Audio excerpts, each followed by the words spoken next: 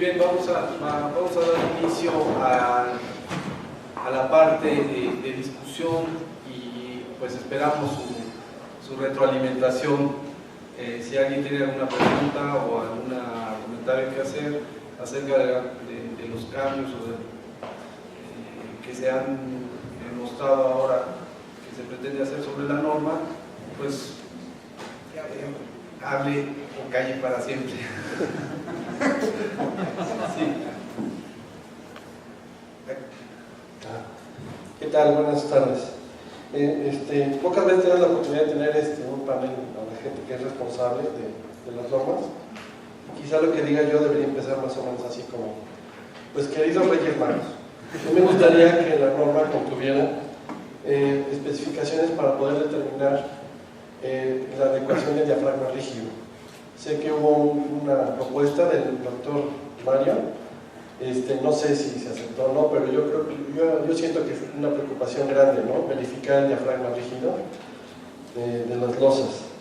La segunda es lo del muro en la trave, se me hace muy interesante. No contiene lo del momento, ¿no? Que el momento sísmico debe afectar muy gravemente a cómo se está respondiendo la viga. Y bueno, también el caso de la losa, a lo mejor sería bueno poner un ancho equivalente de losa, algo parecido a como con las vigas de T, para poder tener un poco de valores, ¿no? Poder hacer una solución en ese caso. Y por último comentar que los materiales pues deben estar certificados. Yo creo que no está bien que las fábricas simplemente den sus resultados. Me gustaría que se obligara a la certificación. Y bueno, esos son mis comentarios y mis súplicas. Gracias. Puedo comentar sobre el aspecto de los muros sobre traves y que no incluyen el momento. Efectivamente no lo incluye por lo pronto, porque eso sí no encontramos ningún documento, ninguna pruebas que se hayan realizado al respecto. Actualmente en el Instituto de Ingeniería se están realizando, se van a realizar las pruebas efectivamente en el Senapred, pero se conducen en el Instituto de Ingeniería, y se van a probar muros sobre traves con cargas laterales para tratar de ver si existe algún efecto en la resistencia al corte debido a la flexibilidad de la trave. Eso es algo que sí se va a estudiar, probablemente por los tiempos no se vaya a incluir en la norma, de tal manera que se propuso esta recomendación simplemente con la información disponible, y sí, obviamente tiene limitaciones. En general será conservadora la propuesta. En la parte de diafragma rígido, supongo que, digamos, a lo que te refieres es que se identifique cuándo un diafragma es rígido o no. Y que se revise, digamos, la resistencia del diafragma de alguna forma. Entonces, no se ha previsto todavía una revisión de ese estilo en la norma de mampostería, no sé si en la norma de concreto. En cuanto a este punto, en la norma de sismo se está cambiando la parte que decía revisión de sistemas de piso de apéndice, lo que se llamaba el artículo, y que se distingue claramente lo que son apéndices de lo que son sistemas de piso. Y pues se han tomado en cuenta en parte las recomendaciones que hizo el doctor Mario Rodríguez al respecto, y digamos, se da un procedimiento para revisar la capacidad del sistema de piso para resistir las fuerzas que les son inducidas durante el sismo debido a la vibración de la estructura. O sea que son dos factores, ¿no? Uno es la rigidez para fines de ver si se puede considerar el sistema de piso rígido para fines del análisis. Eso es simple, o sea, pues se hace, tiene que tener suficiente visión el ingeniero si puede omitir esto si no tiene que hacer un análisis tridimensional, si no es flexible, si no es garantizado que sea rígido el sistema. El otro, hay que ver que el sistema de piso sea capaz de resistir esas fuerzas, y la forma que se calcula normalmente esa fuerza no es realista, no es la se va a dar un procedimiento más racional. Oscar, si nos quieres comentar algo. Sí, en el caso de las estructuras de mampostería, en las cuales los claros no son demasiado grandes, en el año 2002, si mal no recuerdo, el doctor Oscar López Batis realizó en el CENAPRED unos estudios experimentales comparando el trabajo de un sistema tipo Viguet y Bovedilla, que es lo que más se usa en vivienda de mampostería, con los de una losa maciza, y encontró que prácticamente se comportan igual. O sea, el efecto de diafragma rígido en estructuras de mampostería, en lo personal, a mí no me quita el sueño. Sí, una pregunta por acá. Aquí. Sí. Muy buenas tardes. Perdón, yo quiero insistir en un punto importante que estamos ahora teniendo en la ST, Secretaría de Comunicaciones y Transportes. Yo estoy colaborando en la normatividad y hay un aspecto que debe exigirse mucho, y ya va a salir la norma al respecto.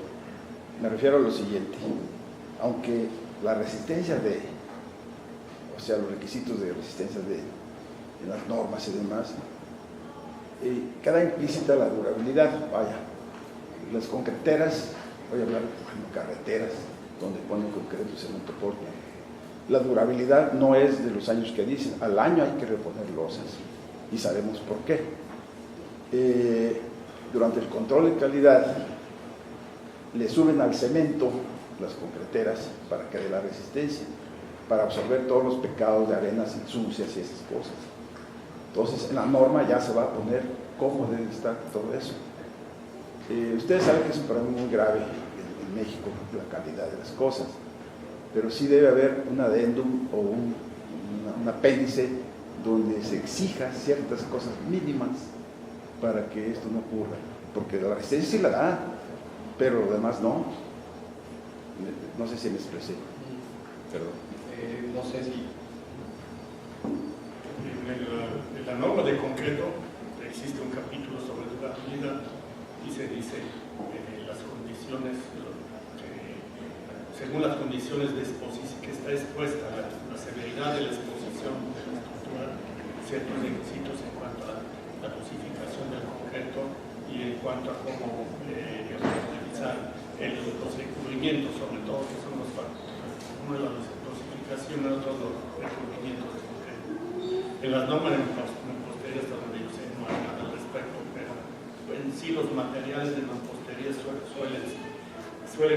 los muros de mampostería se suelen usar en tipos de estructuras en que no es típico, o son mampostería de piedra o mampostería de ladrillo, que normalmente menos. Y quizás algo importante sería en los morteros, asegurarse que las dosificaciones que se usan pues garanticen una durabilidad a largo plazo. Pero eso creo que no se ha tomado en cuenta. Gracias. Bueno, aquí hay muchos detalles que no se pudieron abordar. Sí hay una pequeña modificación, en cuanto a la durabilidad, que de por sí las normas manejan un párrafo de que deben de tener una cierta vida de 50 años, pero adicionalmente para los elementos de concreto, en este caso castillos y dalas, se revisó la parte del recubrimiento y se está proponiendo unas condiciones en el caso de que sean castillos en la parte externa de la edificación y dependiendo de la calidad del concreto, o sea, para concretos de 200 kilos, el mínimo para castillos son 150 kilos. Pero si un diseñador usa concreto de 200 kilos por centímetro cuadrado, hay una cierta ventaja, y de no usarlo tendría que usar un poco más. Se están añadiendo 5 milímetros más de recubrimiento. Actualmente el refuerzo debe de tener 2 centímetros de recubrimiento. Entonces, en casos donde esté expuesto a un ambiente agresivo a exteriores, estaríamos hablando de 2,5. Y aquí también un poco la idea de ir haciendo este señalamiento es por la preocupación de que se toman las normas del DF y se aplican igual en todo el país. Entonces hay, sobre todo, zonas donde la cuestión climática, vamos a decir, en principio desde la costa, donde los requisitos deberían adaptar, bueno, deben de estar adaptados para protección del refuerzo y cuestiones de durabilidad. Bueno, primero quiero felicitar a los panelistas. Soy Francisco Islas, presido el Consejo Técnico del 11, y en relación a lo que comentaban por ahí las normas, lo que ya comentó Leonardo, el ingeniero Oscar, les quiero decir que recientemente formamos un comité precisamente para fomentar la normalización, porque hemos visto que a lo mejor certificamos en el 11 muchos materiales, certificamos supervisión, pero hay algo muy importante que mencionó el ingeniero en la última ponencia, que fue: no hay especificaciones en planos, y algo que seguramente todos hemos vivido, hacemos obras sin proyecto ejecutivo. Entonces queremos ver cómo, y estamos en ese trabajo, cómo podemos normar el proyecto ejecutivo. Sabemos que es muy difícil, es una tarea gigantesca poder meter en la ley, en los reglamentos, que existan proyectos ejecutivos normados, que no se arranquen obras sin tener un proyecto ejecutivo normado. Entonces tenemos que ir por pedacitos, que es normar los materiales, normar la supervisión, pero hay algo ahí en medio todavía que está en labor de todos los que nos dedicamos a la construcción. Entonces tenemos que tener mucho cuidado y efectivamente pegarle mucho a lo que decía el ingeniero, ver que la especificación esté lo más completa posible, para que, aplicando las normas que ya existen y que la supervisión vigile que se cumplan esas normas, procurar que las obras salgan como estamos esperando que salgan. Gracias. Sí, ahí hay un comentario. Ahí atrás. Gracias. Esa es una pregunta al doctor Hernández Basilio. Oscar, hace muchos años los refuerzos horizontales en los muros de mampostería, con la famosa escalerilla, hablo de más de 20 años. Creo que inclusive hubo estudios donde se vio que no ayudaba realmente nada, y se manejó en ese entonces la varilla delgada corrugada. ¿Existe todavía, se pondera este tipo de refuerzo para la estructura de mampostería? No, Pues, definitivamente la norma de mampostería actualmente prohíbe el uso de la escalerilla como elemento de refuerzo. ¿Por qué? Porque primero, no tiene norma de fabricación. Segundo, falla donde no debe fallar. Entonces, por esas razones, la escalerilla no debe tener uso estructural. Pueden poner de adorno si quieren. Claro, pero entonces las varillas delgadas corrugadas se manejan, De hecho, eso y la malla, o sea, la escalería es una malla, pero es una malla mal fabricada, la escalerilla. ¿Sí?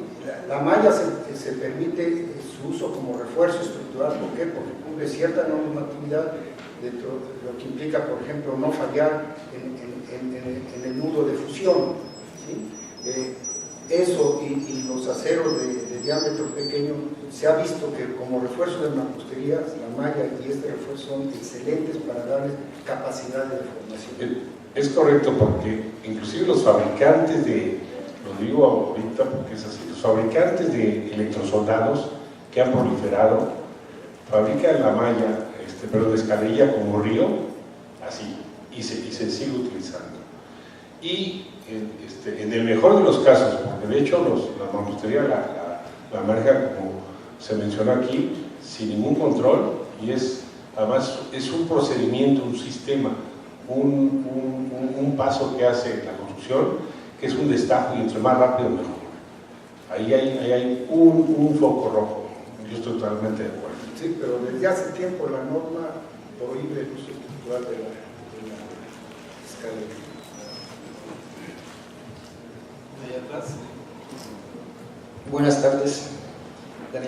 paneles.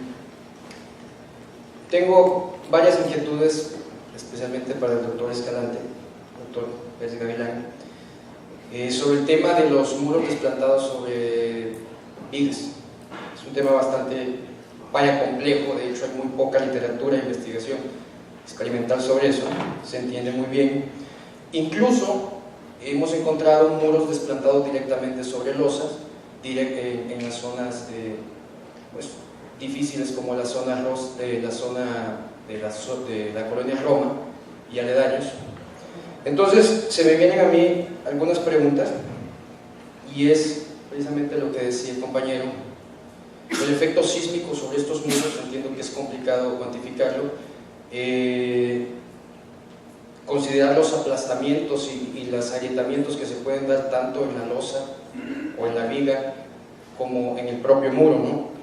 El otro es el punzonamiento sobre la viga o sobre la losa en este caso, por causa de estos muros muchas veces son utilizados como muros estructurales y pues resisten una gran cantidad de carga, ¿no? La otra, es muy importante considerar el anclaje que tiene que haber del muro trave o muro losa. Entonces eso es muy importante, especialmente cuando tenemos efectos sísmicos. Otro punto que se debe de considerar es el efecto que tiene la losa superior sobre el muro, la losa que está arriba del muro, y obviamente la losa que está abajo del muro, o la viga que pues en definitiva no es rígida, ¿no? Sino que tiene cierta flexibilidad. Y la otra es que si el método de columna ancha es aplicable cuando se tiene esta situación de muros desplantados sobre vigas.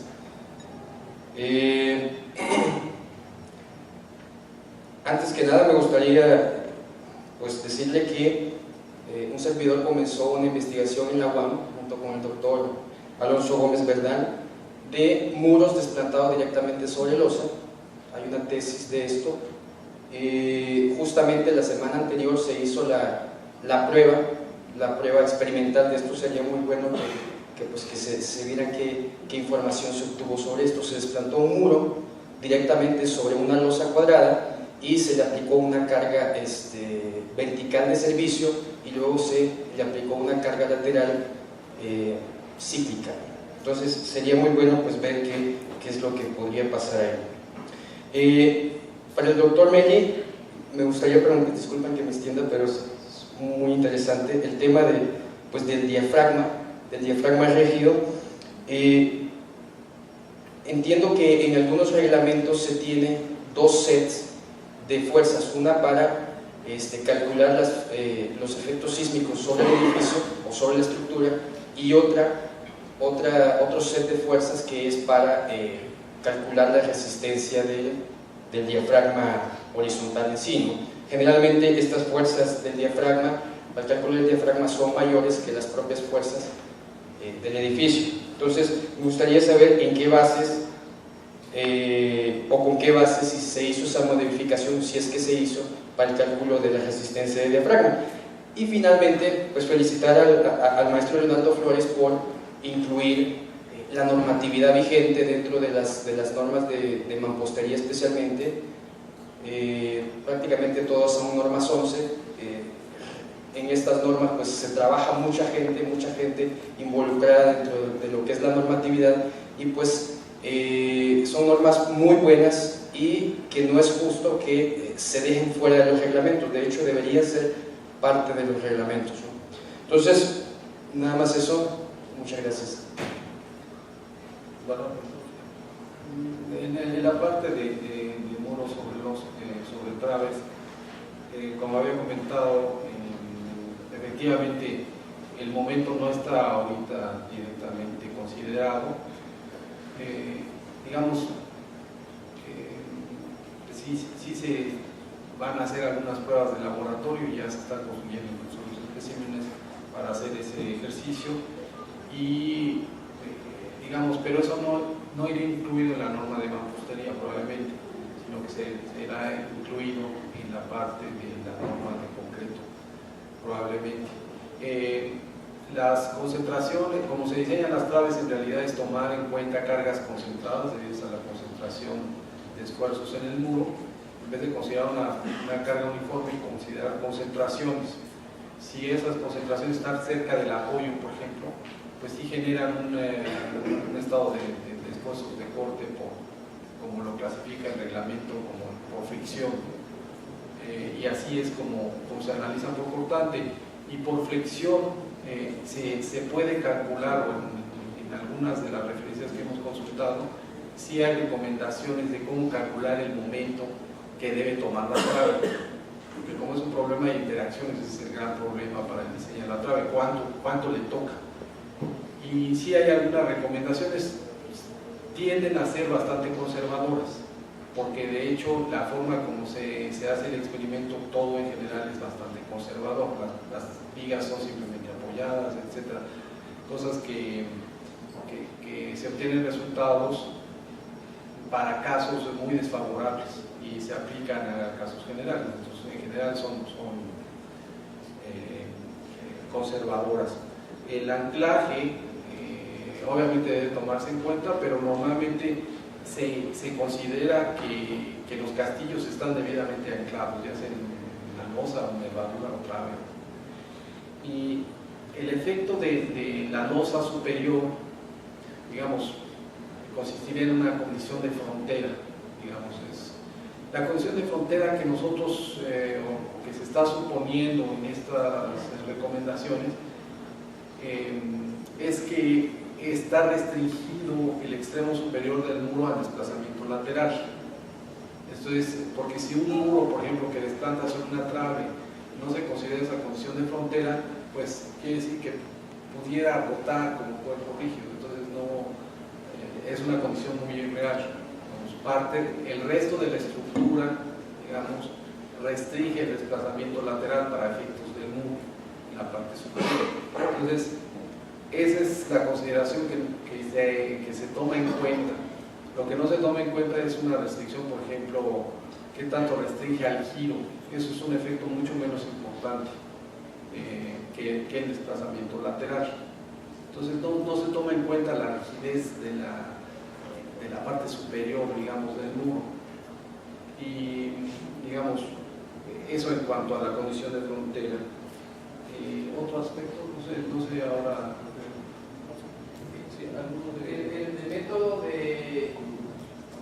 El método de columna ancha es aplicable cuando tenemos esta condición. El método de columna ancha debe de tomarse con mucho cuidado para este caso, porque estarías considerando una concentración. Entonces deberías modelar un elemento rígido en la zona de contacto y tratar de diseñar la trave con el momento que te daña el muro. Digamos, si te da concentraciones por efecto del momento en los castillos, digamos, pues con esas fuerzas podrías diseñar la trave. Normalmente, digamos, sí es una complicación a la hora del diseño.